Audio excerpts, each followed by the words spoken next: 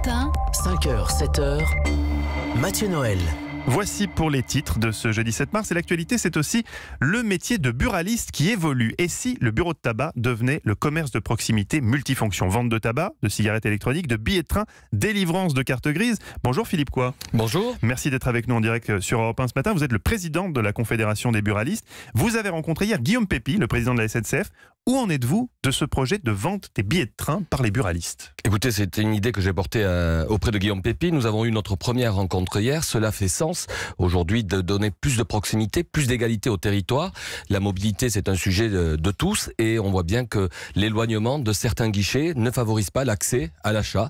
C'est tout simplement relayer son service et nous aussi être encore plus près de l'économie des territoires. Je comprends l'idée de service et je comprends aussi le besoin de diversification des buralistes au moment de la hausse des taxes continue, mais est-ce que ça peut vraiment marcher, faire la différence pour vous, sachant qu'on achète quand même plus globalement les billets sur Internet aujourd'hui, non? Bien évidemment, Internet est un des acteurs majeurs ou en passe de le devenir, mais on voit bien que dans ce pays, on a besoin de liens humains. Et ce réseau de buralistes, c'est 24 500 entrepreneurs sur l'ensemble du territoire et à un moment où on parle de fracture de territoire, éloignement de la population et des services publics, le relais que le buraliste pourrait faire demain dans cette mission-là complète vraiment notre action. Donc le prix du paquet de cigarettes est désormais de 9 €, bientôt ce sera 10. Quand on sait que le tabac représente aujourd'hui encore 60 et 80% du revenu d'un buraliste, on imagine facilement l'impact financier de chaque nouvelle augmentation. En même temps, c'est quand même une question de santé publique. La solution, c'est donc quoi? C'est progressivement diminuer l'activité vente de cigarettes et lui substituer autre chose. Il faut vraiment se réinventer.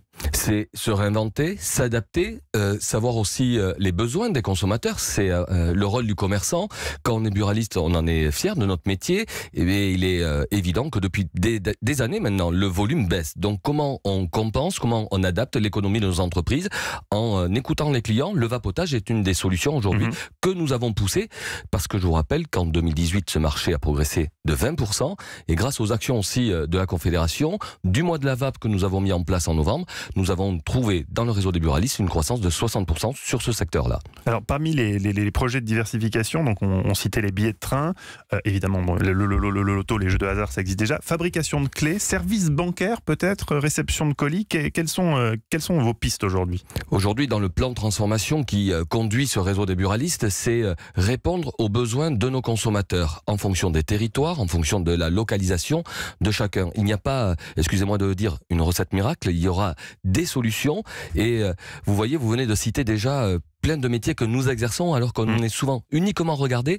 par le sujet de tabac, alors que nous vendons des jeux, de la presse, nous faisons des clés minutes, nous faisons de la papeterie. Ces métiers sont un petit peu oubliés, alors que nous allons aujourd'hui, avec le plan de transformation, les remettre en avant et donner plus de visibilité à tout ce que l'on peut donner au quotidien du Français. Est-ce qu'il ne va pas y avoir une limite dans cette diversification? Notamment, on pense aux potentiels services bancaires ou délivrance de papier officiel. Il n'y a pas un souci de protection des données? Est-ce que vous allez vraiment être habilité à faire ce genre de choses? La question peut se poser, mais on est relativement encadré. Vous faites référence au sujet du bancaire. Et effectivement, il y a 4 ans, quand nous avons suivi cette néobanque française, la start-up Nickel, c'était quand même décloisonner aussi les standards. C'est un peu ça aussi le plan de transformation dans le réseau des buralistes du tabac, notre carotte rouge. Nous en sommes fiers, mais doit-on uniquement regarder le métier par ce seul sujet?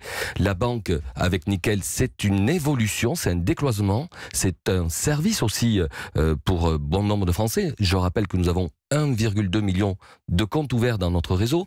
Nous sommes aujourd'hui un des premiers réseaux en termes d'ouverture de compte. Vous voyez bien qu'on sait aussi s'adapter, on sait respecter la confidentialité. Vous m'avez l'air très ouvert sur l'adaptation, mais tous les buralistes partagent cet enthousiasme, ils sont tous prêts à changer de vie, à s'adapter, à changer le cœur de leur métier. Le sujet est important, j'entends votre question, bien évidemment, c'est le rôle aussi de la Confédération d'aller convaincre, d'aller accompagner le message. Vous savez, l'année dernière, j'ai, suite au plan de transformation signé avec le ministre Gérald Darmanin, nous sommes partis voir nos collègues, 2500 buralistes ont été audits à travers des réunions de débat. Je repars d'ailleurs le 14 mars sur les régions, notamment à Lyon, où on va accompagner. Il est vrai que changer, c'est toujours un repli sur soi pour certains, mais nous devons expliquer, et c'est le rôle de la Confédération. Eva Roch ? Oui, parce que Pardon, on entend votre optimisme, effectivement, comme le disait Mathieu, mais il y a quand même 500 bureaux de tabac qui disparaissent chaque année, c'est ça? Écoutez, donc au quotidien, c'est quoi le moral des buralistes aujourd'hui? Le moral, il est forcément, après le 1er mars, dans l'inquiétude. Mais la vision que nous portons et que nous essayons de mettre au quotidien dans le réseau des buralistes, c'est donner une visibilité, donner une projection.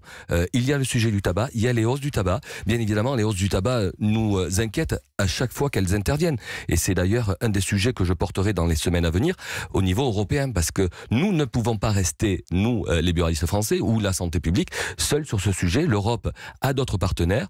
On ne peut pas accepter ou concevoir un paquet à 10 € uniquement en France. Il faudra là aussi aller au-delà. Et le réseau des buralistes, c'est se projeter, c'est aussi aller de l'avant, même s'il y a des inquiétudes. Pourquoi en Europe, le prix du tabac est malheureusement, de combien environ? Le prix du tabac en Europe est entre 30, 40, 50% moins cher. Forcément, je ne veux pas revenir sans cesse sur ce sujet, mais c'est une des préoccupations. Et l'avenir des buralistes, cette transformation, ne passera que dans une sérénité économique du réseau, bien évidemment.